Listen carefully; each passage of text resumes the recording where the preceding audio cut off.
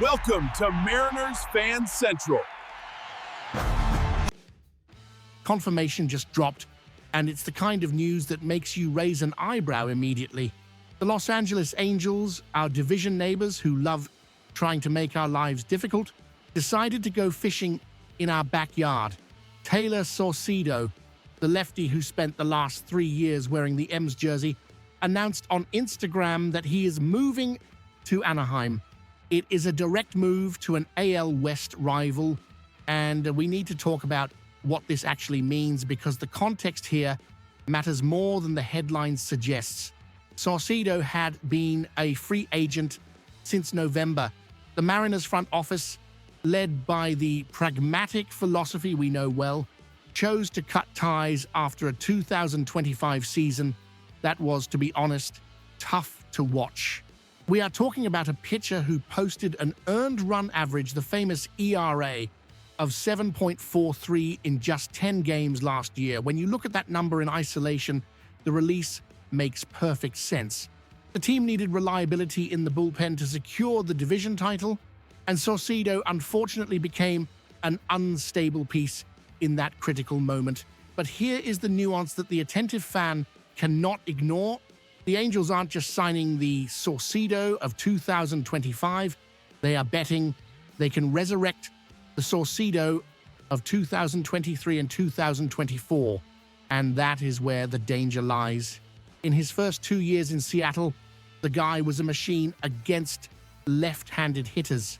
In 2023, he held a 3.59 ERA over nearly 48 innings. That was gold for us. He arrived with no hype, released by the Jays and the Mets, and became a pillar of our relief rotation. The consistency continued into 2024. He lowered his ERA to 3.49 and, more importantly, increased his strikeout rate from 20.8% to 22.9%. He was missing bats, generating weak contact, and getting out of jams. What happened last season was a mechanical and confidence collapse, so much so that we burned his last minor league option before cutting him loose. Now, the Angels, desperate for lefty help in the bullpen, are paying to see. It is likely a minor league deal. Financial confirmation hasn't dropped yet, but the risk for them is zero. For us, the question is whether we just handed a salvageable weapon straight to the enemy. Looking at the macro strategy of the American League West, we know the Angels are not the #1 threat to our reign. Even with this move, they are still steps below in the danger hierarchy. If we are going to lose sleep, it is over the Houston Astros roster or the offensive capability of the Texas Rangers. Even the Athletics have been building a roster that on paper looks more balanced than Anaheim's. So I am not going to sit here and tell you that signing Sorceo shifts the division's balance of power. It doesn't. We are the reigning West champions, and a reclamation bullpen piece does not take that status away overnight. However, baseball is a sport cruelly punitive with former players. There is an unwritten law of the X that loves to show up in Tuesday night games in September when the score difference is minimal.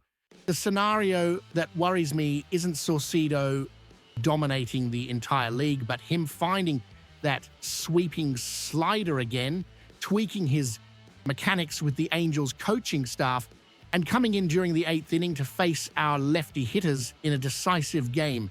He knows our scouting reports. He knows how our front office thinks. MLB is brutally competitive. If Taylor goes back to being the 3.49 ERA pitcher, the Angels gained a valuable asset for free, basically picking up what we dropped. This puts subtle pressure on our front office to ensure that the pieces we brought in to replace his departure are, in fact, upgrades. If our bullpen falters and we see Sorceo shutting doors on the other side, the narrative will change fast.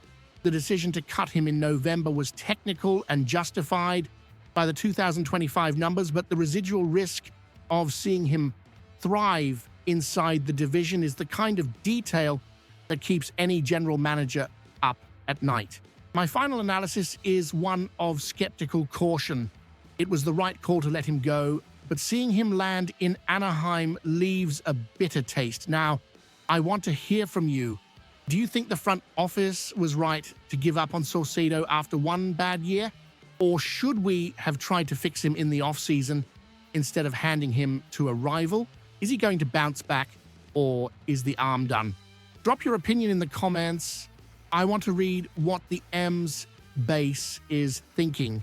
Subscribe to the channel right now because the offseason doesn't stop and we are going to cover every single detail. Let's get it.